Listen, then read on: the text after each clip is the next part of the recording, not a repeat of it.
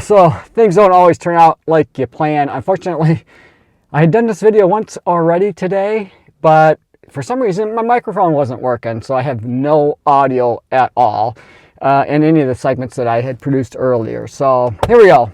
Maybe second time is the charm. So what I want to talk about today is, I made a little change that made a huge difference, big impact in my recovery time. And so, I've always been a big believer of foam rolling. I foam roll before I do any kind of dynamic stretches, before I head out for a run. And I just found it to be really helpful for me to wake up my muscles and kind of get things loosened up a little bit. But I've been using a soft foam roller, and over time, I don't know, a couple of years, it's now gotten to be marshmallowy soft. And part of the issue that I've been struggling with really since late October is some IT band issues. So it hasn't completely healed even before I started this training block, but not, it wasn't so bad that I didn't feel like I could start, or I didn't feel like it was a severe injury, but it was nagging for sure. So I bought a firm foam roller about, I don't know, it's been maybe 3 weeks ago, something like that. And I started using that. And at first it was a bit uncomfortable, almost even painful at times to use that firmer foam roller. But I think it's really made a huge difference for me, because my IT band area, and it's my left leg, feels pretty darn good. And I've noticed it feeling a little better and a little better and a little better. Now, sure, it could have something to do with just time, although I did give it a lot of time before I started doing this, late October, right up until late December. And, it was still kind of hanging on. It wasn't really till I started using that firm foam roller and really taking my time and rolling out that IT band. And yeah, it was a bit uncomfortable at first, but what kind of triggered it in my mind that is primarily what's been helping, or a big part of it, is the longer I would do that foam rolling session, the better it started to feel. So it started to work out that knots and work out the pain that I was having there. And today I had zero pain foam rolling. In fact, it just felt really good. So I thought it would be a great conversation piece for us today, something we can talk about in the comment section. And I really want to say thank you to everybody who commented on the last video, which was Friday. Today's Sunday, so I didn't post yesterday. But we had some great conversation in that comment section about training by heart rate. So a lot of really good insights, and one stuck out to me, and I'll highlight it here. I don't remember his name right off the top of my head because I haven't gone through and answered everybody yet, but I will. I always try to get to everybody's comments, but it takes me a little bit of time to read through those and get to them. But his comment was that he's not ever really trained using any kind of devices. He's just done it by feel. And I think that's awesome. Totally old school. I love it. And I think he's in his 60s now. So kudos to you, and still out there getting it done. So big thumbs up. I'm much closer to 60 than I am 50 these days. So, I'm trying to aspire to be more like you, I guess, and listening better to my body. But I do use the Garmin device. I use the Garmin training plan. And for me, it's worked really well. So you got to find what works for you and, stick with it. So maybe in today's comment section, let's talk about some of the things that you're doing that you found particularly helpful when you recover. So through your recovery process, whether it's a percussion massage gun or heat therapy. I love heat therapy.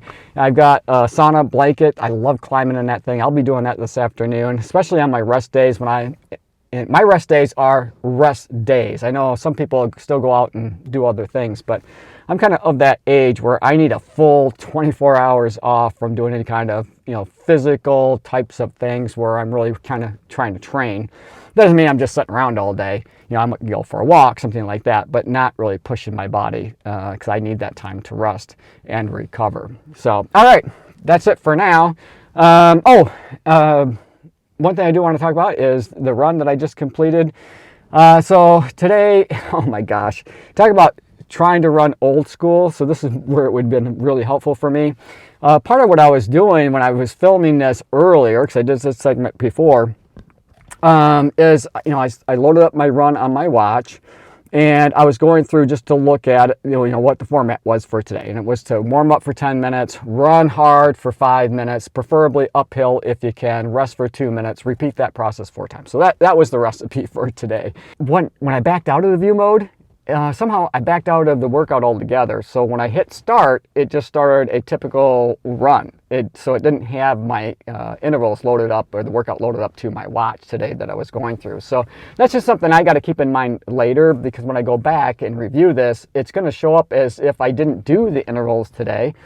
Because again, it didn't load the workout. I just ran a straight up run according to Garmin, and that's okay. I realized it when I got about 5 minutes into the 10-minute warm up, and so what I did was just kept track by looking at my watch a little bit more frequently.